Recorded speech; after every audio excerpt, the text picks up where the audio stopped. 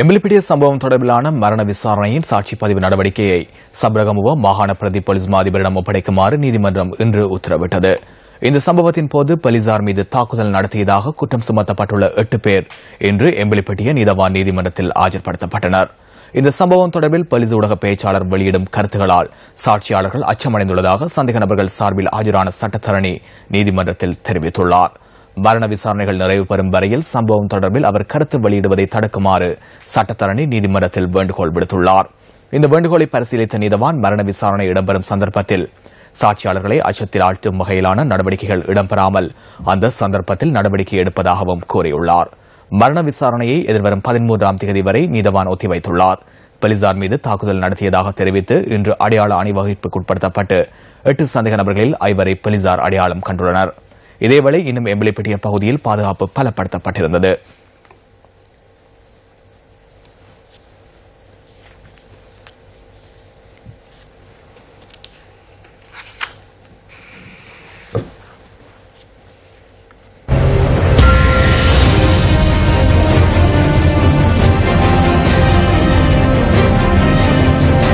ஊழியர் சேமலாப நிதியை முறையற்ற விதத்தில் பயன்படுத்தி தனியார் பிரிவினருக்கு ஓய்வூதிய திட்டம் ஒன்றை அறிமுகப்படுத்தப் போவதாக தெரிவித்து 2011ஆம் ஆண்டு மே மாதம் 30ஆம் தேதி நடைபெற்ற ஆர்ப்பாட்டம் ஒன்றில் ரொஷியன் சானுக்கு போலீசார் மேற்கொண்ட துப்பாக்கி பிரயோகத்தில் உயிரிழந்தார். இந்த கொடைக்கான பொறுப்பினை ஏற்றுக்கொண்டு அவ்வேளையில் பதவியில் இருந்த போலீஸ் அதிபர் ராஜினாமா செய்ததுடன் சம்பவம் தொடர்பில் ஆராய்வதற்காக மகாநாம திலகரத்ன தலைமையில் குழு ஒன்று நியமிக்கப்பட்டது.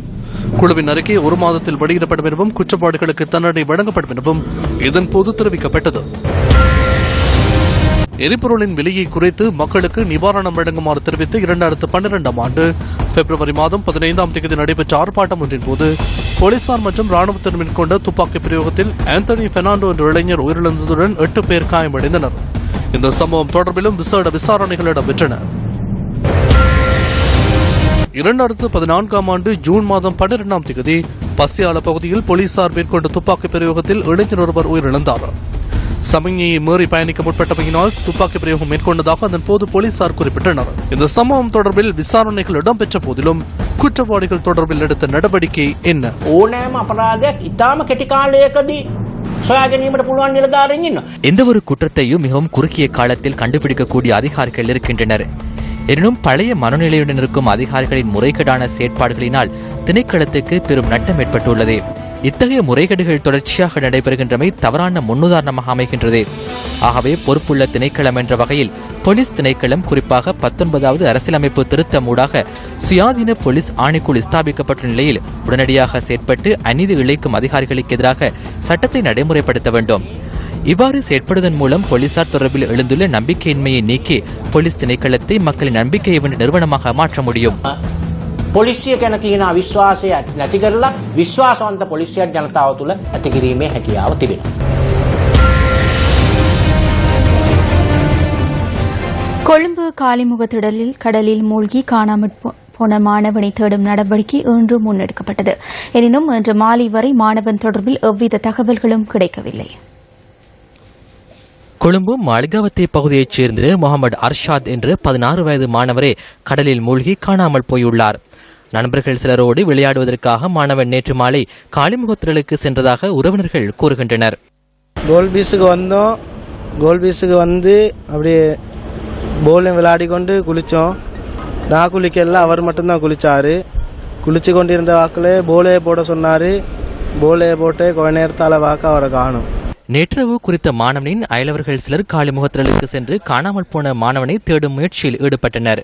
இதன்போது கட்பாறை மீது தவறி விழுந்த 3 பிள்ளைகளின் தந்தையான 33 வயதுடைய ஒருவரும் தேசிய வைத்தியசாலையில் அனுமதிக்கப்பட்ட நிலையில் உயிரிழந்துள்ளார்.